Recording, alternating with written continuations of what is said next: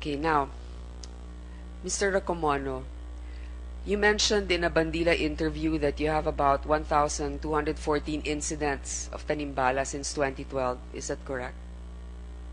Or more than 1,000, about 1,000, if you mentioned it. It's not a tanimbala incident, but rather interception incident, Your Honor.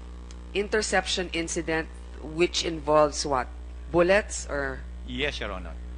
Okay. And then you said that 65 were dismissed. Yes, Your Honor. So the remaining ones, what's happening to them? Ano pong mga nangyayari dun sa mga naiwan na hindi pa nadidismiss? Meron na bang nakasuhan? Let me just explain first, Your Honor. That's 65.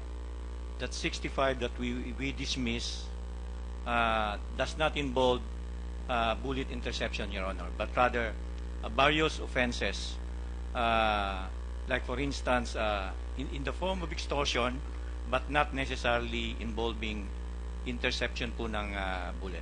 Pero meron na interception ng bullets doon. Sa 65, wala ni Wala isa. po, wala po. So, sa 1,000 incidents, sigurado ko merong kasama yung bala. Kasi sinasabi nyo, nangyayari yan noon, anting-anting o kung ano pa. Meron na bang nakasuhan? Wala nga po, Your Honor. As far as that 65 personnel whom we dismiss for various offenses, it does not involve po yung bala.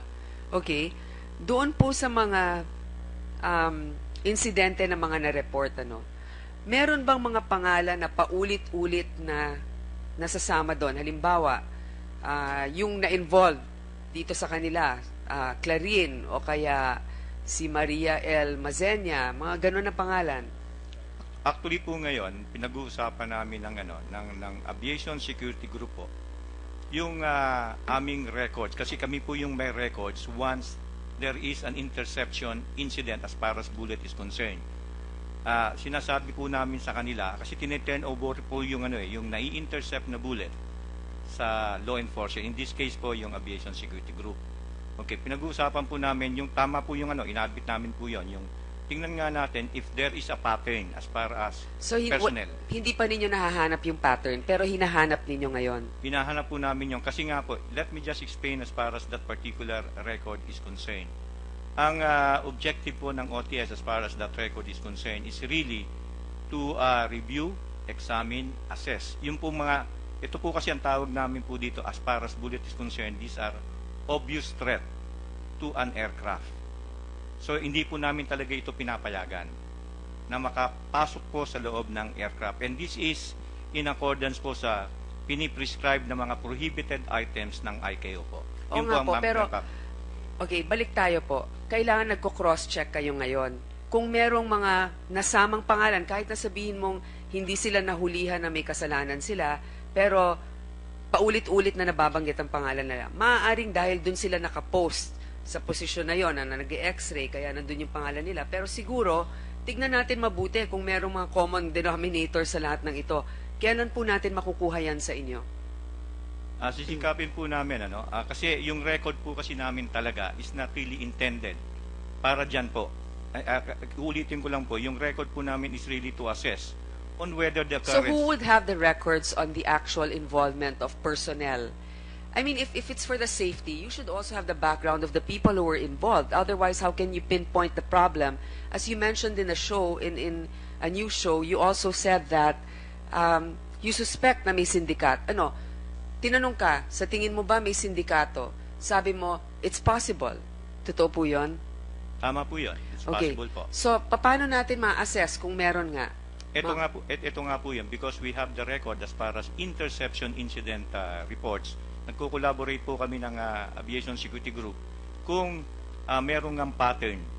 Pattern kasi sila po yung nag-i-inquest, and then tingnan po natin kung merong kang tao na palaging yun na lang, at kung kami naman ay merong tao din Opo. na nai-involve dun sa po sa nai-involve dun sa sa pag-check. Alam niyo po, sa tingin ko, Aling Gloria, yung inyo pong karanasan, ang talagang nagtulak sa kanila na mabuksan yung mata namin na nangyayari na ito ng ilang taon.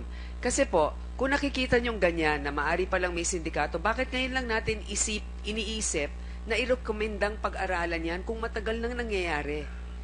Kayo po yung head ng security. Bakit hindi po ninyo naisip na noon pa? Tingnan nga natin, baka may pattern dito ng mga sindikato.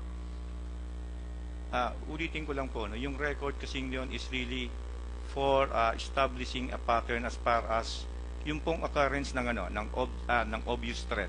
In this case po kasi, ito po yung kasi minamandate ng ICAO na wala po sanang makapasok na obvious threat sa loob ng eroplano. Okay, Ngayon, I understand, sir. Now, your concern is for the standards imposed on us in terms of security. But when it comes to actual investigations of, let's say, corruption of officials in the airport, who is in charge of that?